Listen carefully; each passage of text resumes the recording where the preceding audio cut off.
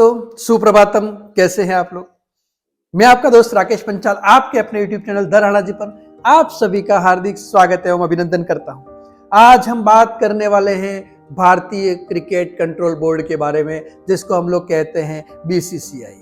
और BCCI जो है अपने खिलाड़ियों को सालाना कॉन्ट्रैक्ट के ऊपर साइन करता है। उन खिलाड़ियों को अलग अलग ग्रेडिंग दी जाती है और उस ग्रेडिंग के आधार पर भारतीय खिलाड़ी जो है उनको सालाना राशि जो है वो BCCI प्रदान करता है।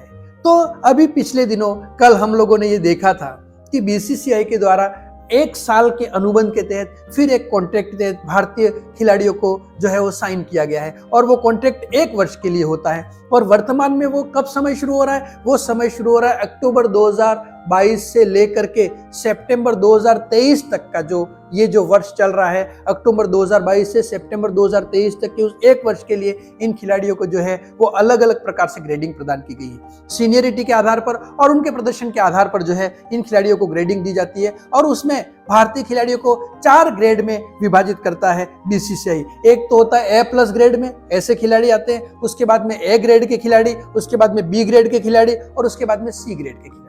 A+ ग्रेड के जो भी खिलाड़ी होते हैं उनको 7 करोड़ रुपया सालाना प्रदान किया जाता है। कितना दिया जाता है? 7 करोड़ रुपए। जबकि A ग्रेड के जो भी खिलाड़ी हैं उनको 5 करोड़ रुपया दिया जाता है। B ग्रेड के जो भी खिलाड़ी है उनको सालाना 3 करोड़ रुपया दिया जाता है तथा C ग्रेड के खिलाड़ियों को सालाना 1 करोड़ रुपया प्रदान किया जाता है।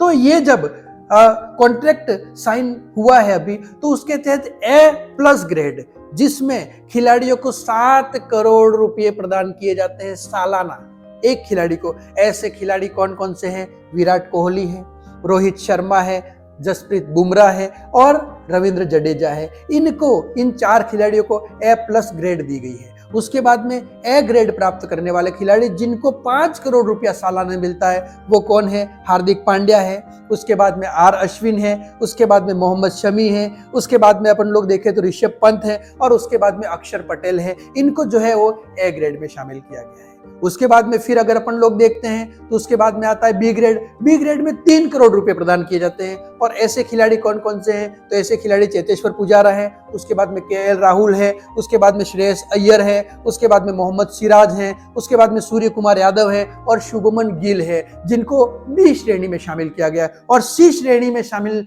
होने वाले जो खिलाड़ी हैं उनको 1 करोड़ रुपए प्रदान करता है BCCI। और उसके तहत कौन कौन से खिलाड़ी हैं? तो उसमें आप लोगों ने देखा होगा, उमेश का नाम सुना होगा आपने, शिखर धवन है, उसके बाद में ईशान किशन है, उसके बाद में दीपक हुडा है, उसके बाद में युजवेंद्र चाहल है, उसके बाद में कुलदीप यादव है, वाशिंगटन सुंदरम है, संजू सैमसन है। इन खिलाड़ियों को जो है वो C श्रेणी से जो है वो भारतीय क्रिकेट कंट्रोल बोर्ड ने C श्रेणी प्रदान की है। इस प्रकार से ये भारतीय क्रिकेट कंट्रोल बोर्ड सालाना इन खिलाड़ियों को जो है वो एक प्रकार से यूं कह सकते हो कि कॉन्ट्रैक्ट के आधार पर साइन करता है और उनको अलग अलग श्रेणी में विभाजित किया जाता है और उसका आधार जो है सीनियरिटी के साथ साथ में इन खिलाड़ियों के प्रदर्शन को आधार माना जाता है। और उस सीनियरिटी को जब अपन लोग देखें तो उसके तहत A+ ग्रेड में 4 खिलाड़ी हैं जिनको 7 करोड़ के कॉन्ट्रैक्ट पर BCCI ने जो है वो उन खिलाड़ियों को जो है वो साइन किया है। और उसके तहत विराट कोहली, रोहित शर्मा, जसप्रीत बुमराह तथा रविंद्र जडेजा हैं। धन्यवाद, शुभकामनाएं।